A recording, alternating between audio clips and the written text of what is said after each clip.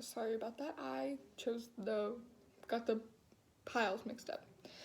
So, the actual third book for the counting or the numbers is the Anno's counting book. And this is very much for like toddlers and younger kids because it only has the numbers. That's all that it has. And it's by Midsommar Anno. So I probably just completely butchered how to say that. And so this is the only, like, it doesn't even have any words in it. All it has is the numbers. So when they do the 0, there's nothing there, and it has a little bar. So the little box is filled one time for 1, and there's one of everything. There's one house, there's one snowman, there's one tree, so on and so forth. There's finally a little way to get in and out of the house. 2, they finally filled up the second box. There's now 2 buildings, 2 of these trees, 2 people over there, 2 right here, 2 trucks, 2 more people, 2 of these trees, and then there's a second road that goes off of that. And it keeps going like that. So now there's 3 houses, 3 of these, 3 of these, 3 of these, 3 trees up here, and it continues going. So this is number 8. It has 8 of the boxes, 8 of the 10 boxes filled up. So there's 8 houses now, 8 of these pine trees in the back. There's 8 trees scattered all around, and I really enjoy this because it makes the children almost think a little bit more rather than just seeing like the just seeing the words on the page that either an adult reads to them or they read to themselves.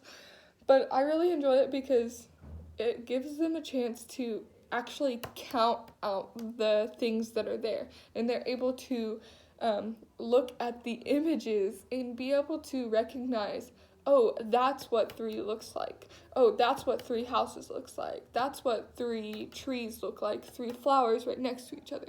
So it doesn't just give them it, like they also have to think about it. The areas of development for this, I definitely think they are the cognitive because of the fact that they have to think about it. Like, it's not just the parent or the teacher giving them, like, here, look, 1, count with me, like, count after me, say 1 also. No, it, like, makes them look and be like, oh, look, that has 3. Like, it is very much enjoyable that way. I don't really see any literary elements, because there is no words, but there's that. And then the lesson idea for all of them is to be able to like line it up where it's 1, 2, 3, and you can continue going on throughout however many you want to do. So what you would do for this lesson idea is you would put it in little boxes so that they know that 1 goes to this, 2 goes to this, 3 goes to that, so on and so forth. So what you would do is you would ask them, you could draw 1 so that you know that they understand. So that you know that they understand what the number 1 means and number 2, so on and so forth. So what you would have them do is you would say, draw 1 heart. Draw 1 circle. So you would go to number 2, or you can do square, any shape, anything that you want them to draw. Or you can even tell them to draw it themselves. So you would say, draw 1 of whatever you want to draw. So like I could draw, let's draw, it's not very good, but I drew an apple. 1 apple. So you can go on to the next one and draw 2 hearts, 2 circles, 2 squares,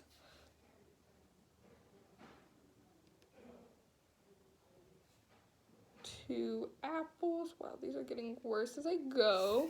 And then you continue that throughout. So it'd be 3 hearts. And they don't necessarily have to be right next to each other, but I find it more easy for the child to view when they have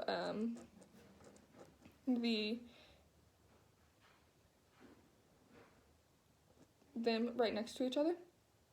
Okay, I'm not gonna draw 3 more apples.